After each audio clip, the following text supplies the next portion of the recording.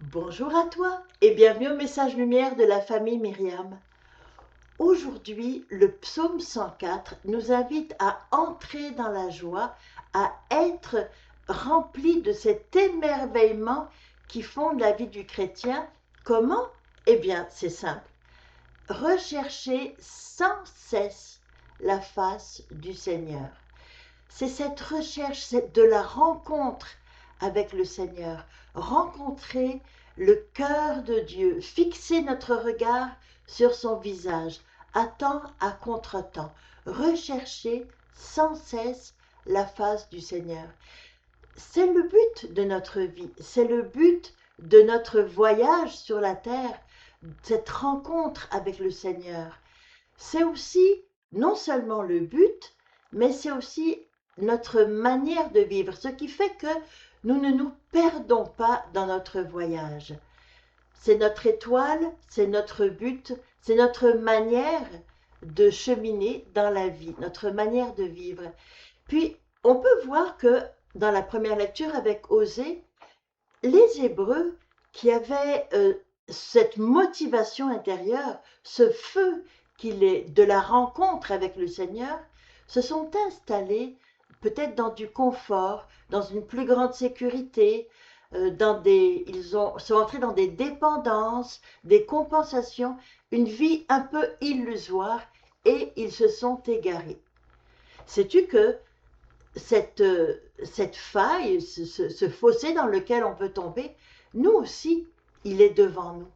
Nous aussi, dans notre vie, nous pouvons nous installer dans une recherche de confort, de sécurité, que ce soit économique, qu'elle soit de santé, d'avoir toujours un filet de sécurité dans la santé, que ce soit au niveau des loisirs, au niveau affectif.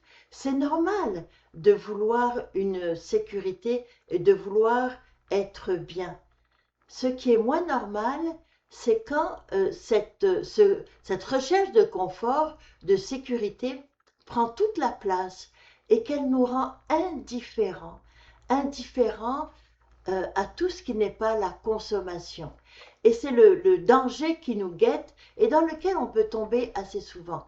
Mais la recherche du visage de Dieu, cette motivation intérieure fait que si jamais on tombe, on peut se relever tout de suite. On ne devient pas dépendant de la consommation. On ne devient pas dépendant de cette illusion de vivre dans une belle bulle bien colorée, bien joyeuse, bien superficielle aussi, qui nous enferme et qui nous éloigne de la relation avec l'autre. Alors cette rencontre avec le Seigneur, c'est celle qui doit non seulement orienter notre vie vers le but, mais c'est celle qui doit nous dire comment marcher vers ce but. C'est fondamental dans la vie du chrétien, dans ma vie, dans ta vie, de rechercher tous les jours à temps et à contre-temps le visage et le cœur du Seigneur. Puis, on peut voir que les apôtres ont fait cette rencontre avec le Seigneur. Jésus les a appelés un par un, en les regardant dans les yeux, comme il t'a appelé toi, et comme il continue chaque matin de t'appeler par ton nom, pour que chaque jour soit une journée de rencontre personnelle, remplie de grâce avec le Seigneur. Puis, la rencontre avec Jésus, elle devient toujours une mission d'aller manifester, témoigner de cette rencontre. Pas forcément avec des mots, bien sûr, on peut expliquer, mais aussi avec notre manière de vivre. Et notre manière de vivre va être très interpellante. Alors, quelle est la mission? Eh bien, la mission, qui pourrait être la mission de ton été, c'est d'aller à la rencontre du Christ dans l'autre.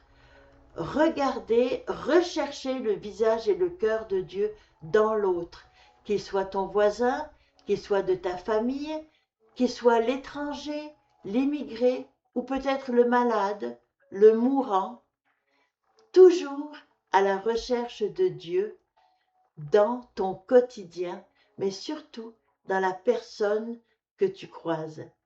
Et très important, n'oublie pas d'aller à la recherche du cœur et du visage de Dieu en toi. Prends le temps de t'arrêter, puis de vivre cette rencontre à l'intérieur de toi. Alors, reste un petit peu avec Jésus pour vivre cette rencontre, puis ensuite sors, va à la rencontre de l'autre pour regarder Jésus et contempler Jésus dans l'autre. Passe une très très belle journée. Au revoir et à demain. Jésus,